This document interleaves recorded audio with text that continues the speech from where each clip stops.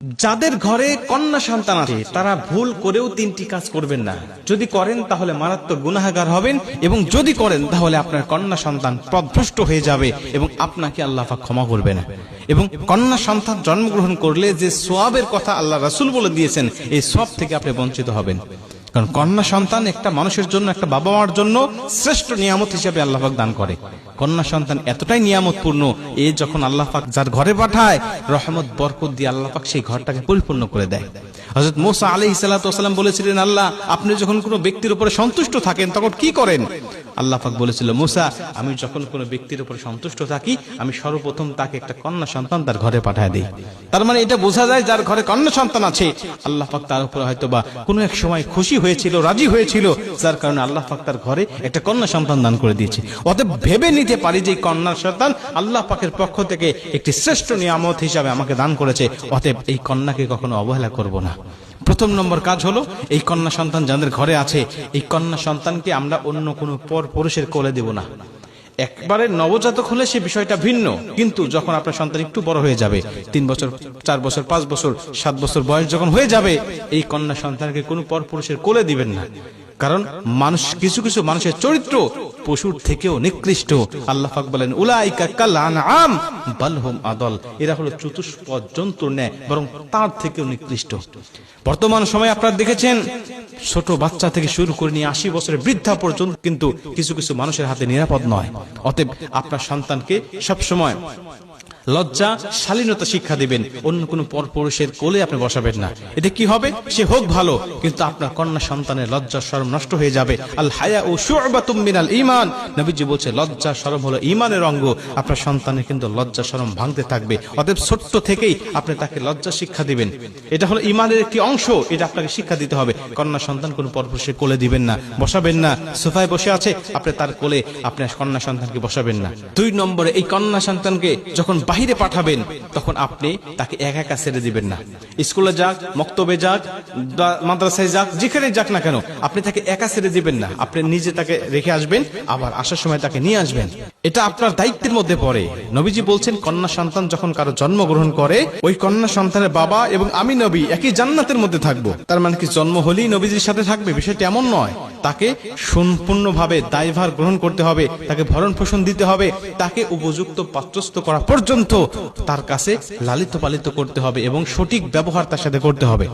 আজকে আমাদের সমাজে ছেলের সাথে যে ব্যবহারগুলো আমরা করি, মেয়েদের সাথে সেই ব্যবহার করি না। ছেলেদেরকে যত ভালোবাসি, মেয়েদেরকে আমরা সেরকম ভালোবাসি না। অতএব একটা মেয়ে সংসারে, বাবার সংসারে থাকার পরে অবশ্যই বাবার উপরে দায়িত্ব হবে, বিয়ে দেওয়ার আগ পর্যন্ত আপনি তাকে দেখভাল করবেন, তার কেয়ার করবেন, তাকে আপনি বড় করার আগ পর্যন্ত সবসময় আপনার নজরে রাখবেন। এটা আপনার উপর দায়িত্ব। জন্ম দিয়েছেন বলে আপনি জান্নাত পেয়ে গেছেন, বিষয়টা এমন নয়। তাকে দ্বীন শিক্ষা দিতে হবে, তাকে আদব শিক্ষা দিতে হবে, তাকে ইসলাম শিক্ষা দিতে হবে। এটা আপনার উপরে দায়িত্ব।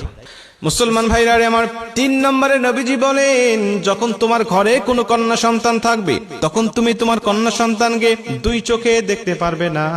তোমার সন্তানকে তুমি ছেলে সন্তানকে এক চোখে দেখো, আর তোমার মেয়ে সন্তানকে তুমি অন্য চোখে দেখো। এমন কিন্তু দেখলে তোমার কিন্তু চলবে না। আজকে আমাদের সমাজে দেখা যায় অনেক বাবারা আছেন, তারা ছেলেকে খুব গুরুত্ব দিয়ে থাকেন। বাহির থেকে কোনো কিছু আনলে ছেলেকে দেন, মেয়ের জন্য কিছু নিয়ে আসেন না, মেয়েকে ভালোবাসেন না। এবং অনেক মায়েরাও আছেন যারা সংসারে যখন একটা বড় মাছ রান্না করা হয়, বড় মাছের মাথাটা সন্তানের পাতে দিয়ে দেয়, আর ওই ছোট্ট মেয়েটার পাতে তেমন কিছু ভালো কিছু দেওয়া হয় না। এরকম ভাবে সন্তানকে, মেয়ে সন্তানকে অবহেলা করা হয়। এক পর্যায়ে এই মেয়েটা যখন শ্বশুর বাড়িতে চলে যায়, তখন শ্বশুর বাড়ি গিয়েও এই মেয়েটা অবহেলার শিকার হয়। আপনি বাবার সংসারে থাকতে মাও তাকে ভালো কিছু খাবার দেয় না, আবার শ্বশুর বাড়ি গেলে তো তার কপালে ভালো কিছু জোটেই না। অতএব মেয়েকে মায়ের সংসারে যখন থাকবে, বাবার সংসারে যখন থাকবে, তখন সমান চোখে দেখতে হবে। নবীজি বলেন, আমি যখন কোনো যুদ্ধে চলে যেতাম বা কোনো বাহিরে কোনো কাজে চলে যেতাম, সবার সাথে সাক্ষাৎ করার পরে সবার শেষে সাক্ষাৎ করতাম আমার মেয়ে হযরত ফাতেমা রাদিয়াল্লাহু তাআলা আনহাকে। ফাতেমার সাথে আমি সবার শেষে দেখা করতাম, আর সবার শেষে দেখা করে আমি যখন চলে যেতাম, সব কাজকর্ম সেরে যখন আবার বাসায় আসতাম, সবার সাথে সাক্ষাৎ করার আগে আমি আমার ফাতেমার সাথে সাক্ষাৎ করতাম। সবার সাথে সাক্ষাৎ করার আগে ফাতেমা রাদিয়াল্লাহু তাআলা আনহার সাথে সাক্ষাৎ করতাম। এবং যখন বাহির থেকে কোনো কিছু নিয়ে আসতাম, আমি কারো হাতে দিতাম না, আমি আমার কোনো স্ত্রীর হাতে দিতাম না, আমি আমার কোনো সন্তানের হাতে দিতাম না, দিতাম হযরত ফাতেমা রাদিয়াল্লাহু তাআলা আনহার হাতে। মুসলমান ভাইরা আমার, এখান থেকে বোঝা যায় নবীজি কন্যা সন্তানদেরকে কত ভালোবেসেছেন, কন্যা সন্তানকে কত মহব্বত করেছেন।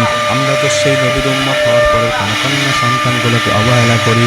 মনে রাখবেন, যারা কন্যা সন্তানকে অবহেলা করে এরা হলো আয়ামে জাহিলিয়াতের সেই যুগের কাফের মুশরিকদের আদর্শগুলো লালন করে। অতএব আমরা তাদের আদর্শ লালন না করে আমার নবীর যে শিক্ষাটা দিয়ে গিয়েছেন, এই শিক্ষাটা অর্জন করে কন্যা সন্তানকে অন্তরে দিয়ে ভালোবাসবো। তাহলে নবীজির একটি সুন্নাহ আদায় হবে এবং এই কাজগুলো